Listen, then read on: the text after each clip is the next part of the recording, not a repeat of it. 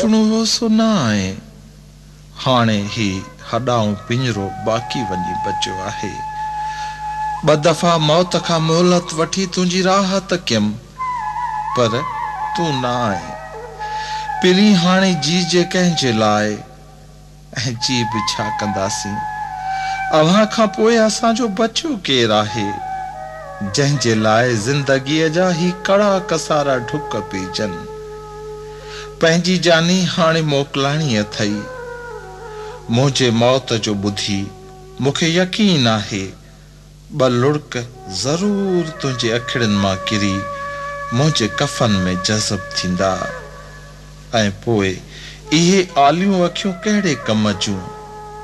मुंहिंजे अङण मथे मुंहिंजे लाश ते तुंहिंजूं इहे ओछगारूं बि भला कहिड़े कम जूं। मूंखे राह रुलाइण वारा राहुनि में तूं रुलंदो रहंदे। मूंखे राह रुलाइण वारा राहुनि में तूं रुलंदो रहंदे। गुलड़नि जहिड़ो माॻु न मिलंदई कंडनि ते तूं हलंदो रहंदे।